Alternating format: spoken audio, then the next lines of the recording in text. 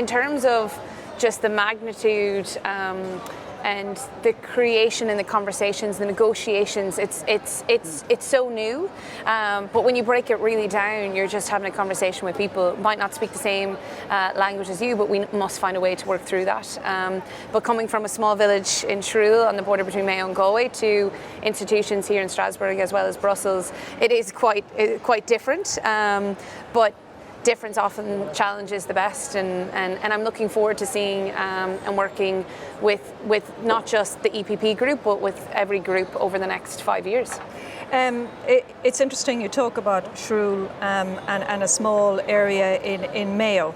This is an ongoing challenge that any European politician has, and Irish politicians have, particularly if they're representing rural communities as well, is how do you communicate what goes on out here? Often it's wrapped up in incredibly difficult to understand jargon, and Claire was referring to the bureaucracy as well.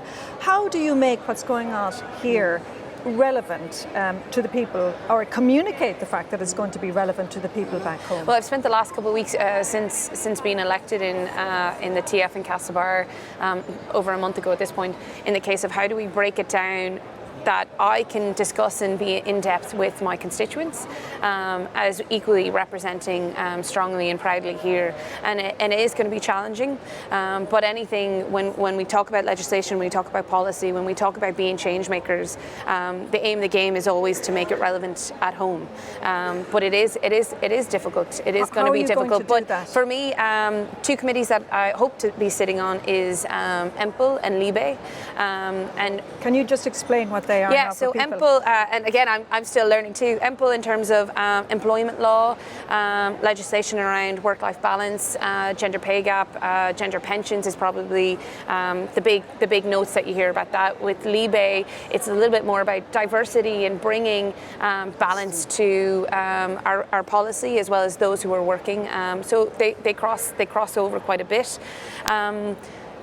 You know, I talked an awful lot about in my campaign about positive mental health, and a European year of mental health will remain on my agenda for the 5 years. But I want to work within those committees to get that off the ground sooner rather than later.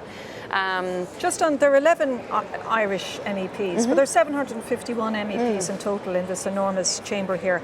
How can the Irish really find a strong voice, an effective voice in that enormous pool of MEPs? Well, you see the success over the last number of years, number of mandates from Irish MEPs. You know, regardless of whether we sit in the same group or not, you know, our forte is the fact that we are representing Irish people. I will talk with passion and grit for Claire's constituents as mine, because the Irish jersey, and you heard a lot about it over the campaign from probably each and every one of us, in the sense that Ireland belongs in Europe, and Europe belongs in Ireland. We must connect the two, and that covers across the 11 or 13 pending Brexit MEPs. Just last week, many of us sat with the Taoiseach and talked about how we connect and make I guess that Irish tribe a little bit tighter. Now, not everything we're going to agree on, but that's democracy, and that's the fact that you have 11 strong personalities trying to make the best for Ireland and their constituents.